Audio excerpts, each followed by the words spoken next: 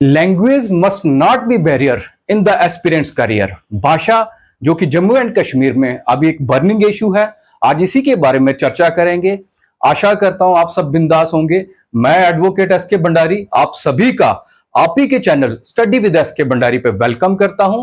Friends, जैसा कि आप सब जानते हैं कि भाषा जो कि उर्दू भाषा है, इसको लेके उर्दू भाषा है इसको लेके जम्मू एंड कश्मीर में एक काफी डिबेट चल रहा है। वो डिबेट क्यों है, आज इसी के बारे में हम कंप्लीट चर्चा करेंगे। फ्रेंड्स देखिए, कुछ दिन पहले नायब तहसीलदार की पोस्ट आई थी, जिसको एंटी कहा जाता है। शॉर्ट फॉर्म में हम एंटी क्या कह देते हैं, क्योंकि नायब तहसीलदार को एंटी बोल देते हैं शॉर्ट फॉर्म में।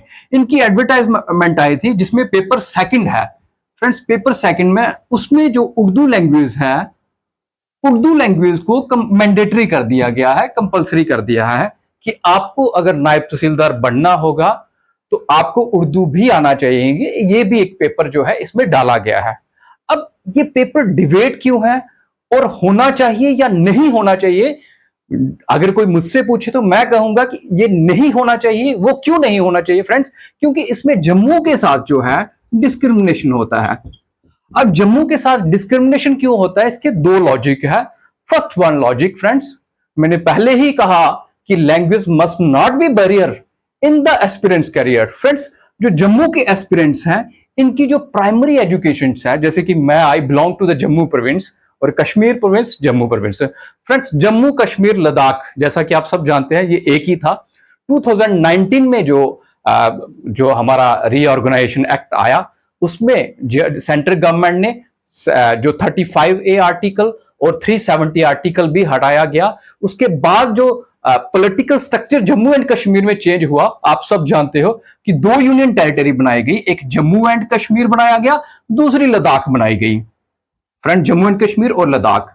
फ्रेंड, जम्मू एंड कश्मीर को बनाया गया विद लेजिस्लेचर, मींस जहां पे एमएलए वगैरह है, इलेक्टेड रिप्रेजेंटेटिव है, और लद्दाख को बनाया गया विदाउट लेजिस्लेचर। ये जो पॉलिटिकल स्ट्रक्चर चेंज आई after the abrogation of 370 article, जो चेंजेस आया पॉलिटिकल स्ट्रक्चर में, चेंजेस आया। जब पॉलिटिकल स्ट्रक्चर में चेंजेस आया तो फ्रेंड्स काफी सारी चीजों में चेंज आया। अब उसके बाद पहले फ्रेंड्स मार्क माय पॉइंट्स, जो 2019 के पहले की पोस्टें थी, जितनी भी पोस्टें थी, वो गवर्नमेंट ने विड्रॉ कर ली गई। उसमें गवर्नमेंट में जो एजेंसीज है, जैसे हमारे पीएससी है, पब्लिक सर्विस कमीशन है, हमारा एसएसबी है, सर्विस सिलेक्शन बोर्ड है, इन्होंने जो है जितनी भी पोस्टें थी पहले की वो विड्रॉ कर ली। क्यों? क्योंकि पॉलिटिकल स्ट्रक्चर चेंज हुआ है। अब जब पॉलिटिकल स्ट्रक्चर चेंज हुआ, अब नायब तहसीलदार की जो कि लॉन्ग समय से, काफी समय से जो है कंप्लीट एस्पिरेंट्स जो है इसके बारे में तैयारी कर रहे थे, प्रिपरेशन कर रहे थे।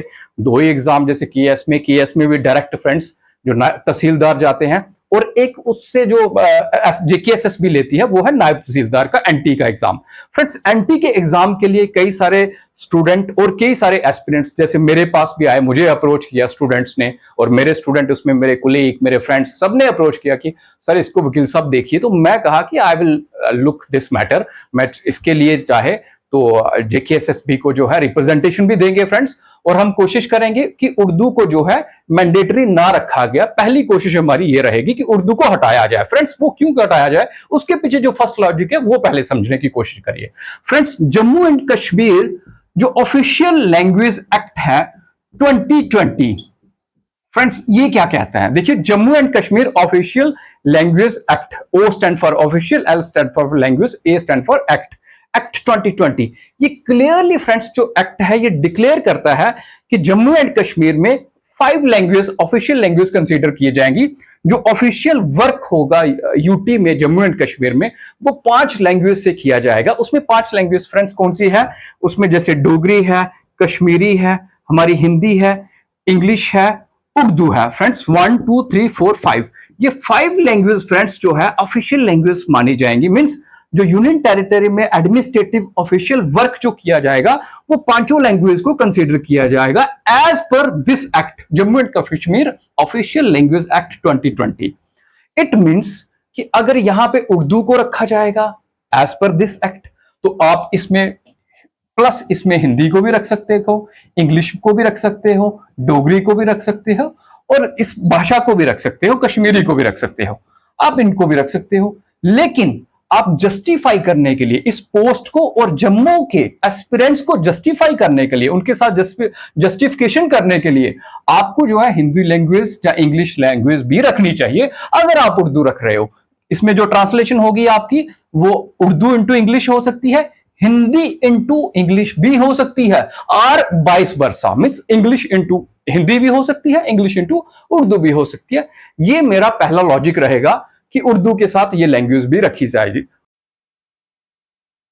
अब सेकंड लॉजिक की बात करें तो सेकंड लॉजिक जो है, जम्मू प्रोविंस में देखा जाए फ्रेंड्स, तो जो प्राइमरी एजुकेशन है, प्राइमरी एजुकेशन में उर्दू जो है वो प्राइमरी सब्जेक्ट नहीं है, मींस मैंडेटरी सब्जेक्ट नहीं है उर्दू, जिसकी वजह से जम्मू प्रोविंस के जितने भी स्टूडेंट हैं, जितने भी कैंडिडेट हैं, जितने भी एस्पिरेंट्स हैं, वो उर्दू भाषा को सीख नहीं सकते हैं, सीख नहीं पाते हैं। तो इस कंडीशन से भी जो है, अगर नायब तहसीलदार के पेपर में हम उर्दू सब्जेक्ट रखा जाए मैंडेटरी, तो इनके साथ डिस्क्रिमिनेशन होगी, ये कोई जस्टिफिकेशन नहीं होती। ये आगे दो लॉजिक। अब जो है इसका वे फॉरवर्ड क्या है फ्रेंड्स, इसका वे फॉरवर्ड, इसका सोल्यूशन मेनली मैंने जैसे फर्स्ट इंस्टेंट में कहा कि आप जो अगर उर्दू रखते हो तो उसके साथ हिंदी भी रख दिया जाए, ताकि दोनों प्रोविंस में जो है इक्वालिटी हो जाए, किसी भी प्रोविंस के साथ, किसी भी एस्पिरेंट्स के साथ डिस्क्रिमिनेशन ना हो।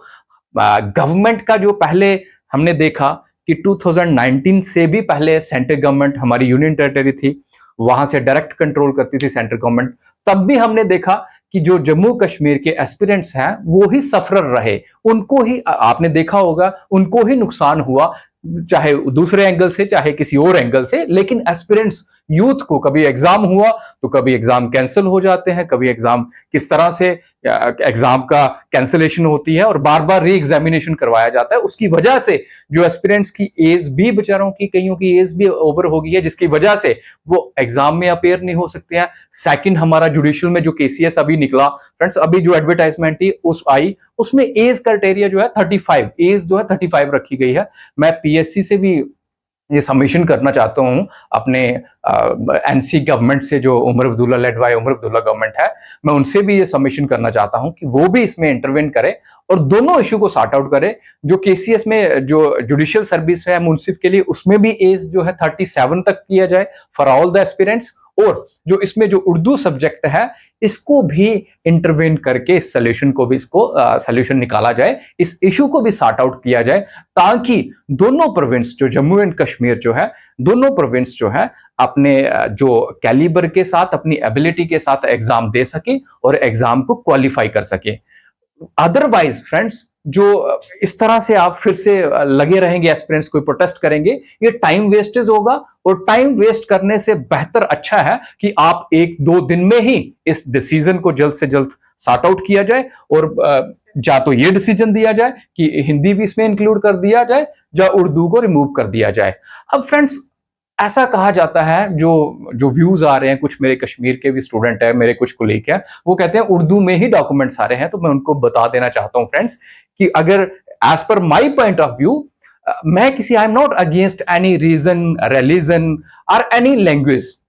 देखो, language simple it is a way of communication, ये सिर्फ वे ऑफ कम्युनिकेशन है फ्रेंड्स। इसको इस तरह से कि एक स्टूडेंट्स जो एस्पिरेंट्स है उसके लिए एक अपॉर्चुनिटी होनी चाहिए, ना कि उसके लिए कोई रुकावट होनी चाहिए। तो ये अगर रुकावट आ रही है तो इसको सॉर्ट आउट करना चाहिए।